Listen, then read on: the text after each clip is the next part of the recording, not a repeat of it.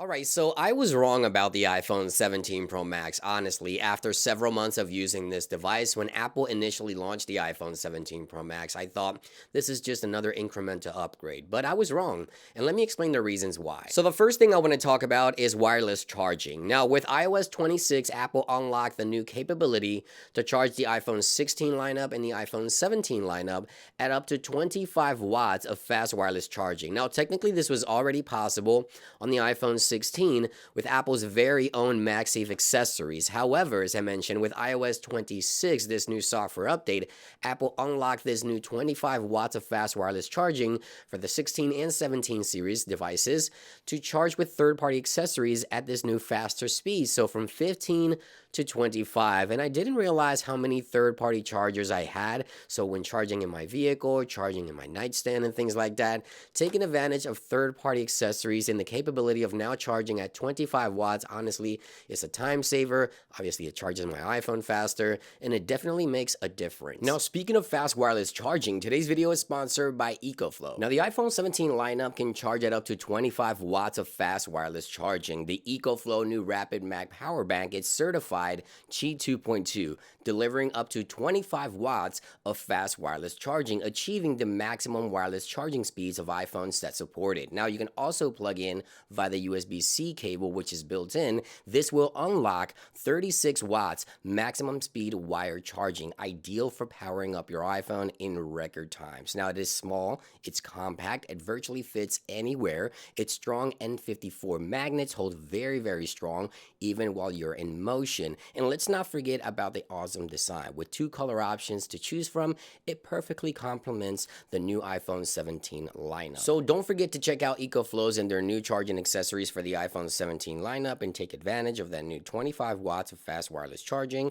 Links, as always, will be available in the video description down below. Thank you to EcoFlow for sponsoring today's video. Now, here's something else that totally caught me off guard, and that is improved performance on Wi-Fi download and upload speeds. Now, when using the iPhone 17 Pro Max in a crowded place, let's say an airport or a mall where a lot of devices are connected to the same Wi-Fi network, I've noticed that my iPhone 17 Pro Max performance for downloads and uploads has increased dramatically when compared to the iPhone 16 series, and obviously this is all good. Now, this is all thanks to the new N1 chip found on the new iPhone 17 series. Now, Ookla, the company behind the speed test application for iOS, they conducted a study and they say the Apple's N1 chip is a substantial upgrade, up to 40% faster in average download and upload speeds when compared to the Broadcom Wi-Fi chip on the iPhone 16 series. And I have to agree, the performance on Wi-Fi, especially again in crowded places where a lot of devices are connected to the same Wi-Fi network, this iPhone definitely performs a lot better than its predecessors. Next, I want to talk about the iPhone's display. So the iPhone 16 Pro Max and the iPhone 17 Pro Max basically have the same display,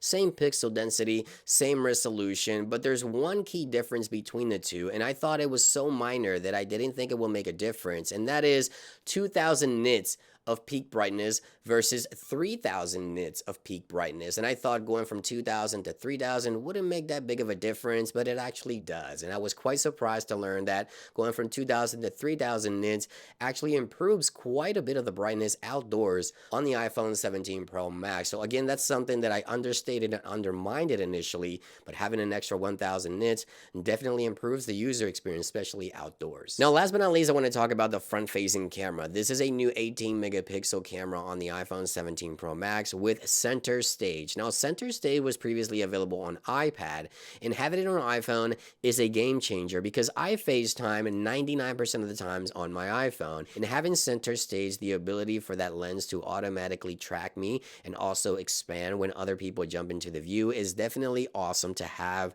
And when you're taking the selfies, having the ability to take a portrait or a landscape mode selfie without having to tilt your phone definitely also makes a difference. Again, something that I undermined it before, and now I say, this is definitely a worth upgrade of the selfie camera, having the new 18 megapixel center stage with the ability to now take selfies in landscape and portrait mode without having to just do anything else on your device. It's definitely awesome. And there you guys have it. These are just a few things that I've noticed over the past several months that were incremental upgrades in my opinion, but actually turned out to be really nice upgrades on the iPhone 17 Pro Max several months down the road. Thank you for watching. Let me know what you think about this in those comments down below, and I'll see you guys on the next one. Peace.